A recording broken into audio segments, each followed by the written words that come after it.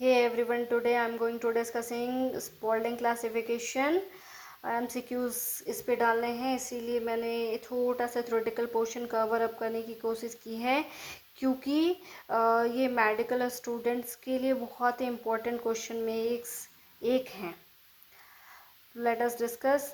1968 में early H Spalding, जो कि साइंटिस्ट थे, चिकित्सा उपकरण यानी मेडिकल डिवाइसेस या निर्जीव वस्तुओं को बोल लीजिए, उस उसकी सफाई यानी स्टेलाइजेशन या डिसइंफेक्शन की आवश्यकता के अनुसार इसको 3 श्रेणियों में वर्गीकरण किए गए हैं। वर्गीकरण का आधार यह था कि उस चिकित्सा उपकरण को दोबारा एक पेशेंट से दूसरे पेशेंट में उपयोग करने में कितना संक्रमण का रिस्क है।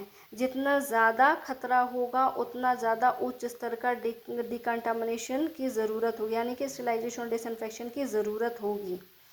जो कि ये जो है, अब इसको मैं सिंपल वे में आपको समझाती हूँ कि यहाँ पे ये कहना क्या चाह रहा है। ये स्पॉल्डिंग क्लासिफिकेशन, ये साइंटिस्ट ने ये क्लासिफिकेशन ये दी क्यों थी कि जो मेडिकल डिवाइस होते हैं, मेडिकल डिवाइस यानी कि जैसे कि जो सीजर्स हो गए, सीजर्स का इस्तेमाल आप पेशेंट पे करते हो, फिर से स्कैल्पल्स का इस्तेमाल आप पेशेंट पे करते हो, तो इसको आप एक पेशेंट से दोबारा दूसरे पेशेंट में यूज़ करोगे तो क्या होगा, इन्फेक्शन होने की खतरा रहेगा।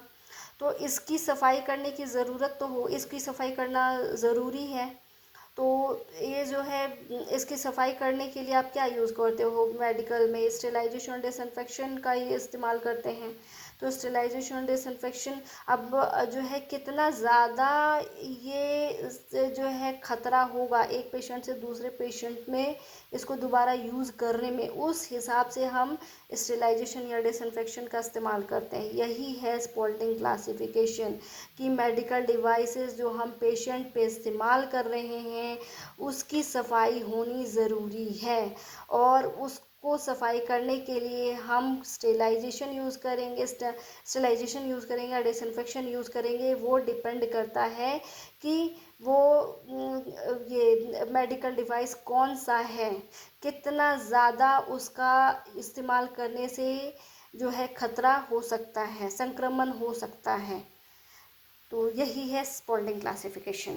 वही बोला गया है कि मेडिकल डिवाइसेस को ये की सफाई यानी स्टेलाइजेशन और डिसइंफेक्शन की आवश्यकता के अनुसार 3 कैटेगरीज में थी, वर्गी ये 3 श्रेणियों में वर्गीकरण किए गए हैं। वर्गीकरण का आधार यही था कि हम मेडिकल डिवाइसेस यानी इस चिकित्सा उपकरणों को हम एक पेशेंट से दोबारा दूसरे पेशेंट में यूज़ करते हैं तो उसका संक्रमण का जितना ज़्यादा खतरा होगा और उसके हिसाब से उच्च स्तर का हम ये डिकंटामिनेशन यूज़ करेंगे। ये इस डिकंटामिनेशन बोले तो स्टेलाइजेशन और डिसइंफेक्शन, जो कि ये प्रस्ताव अर्ली एच स्पॉल्डिंग ने दी थी, इसलिए इसको स्पॉल्डिंग क्लासिफिकेशन कहा जाता है।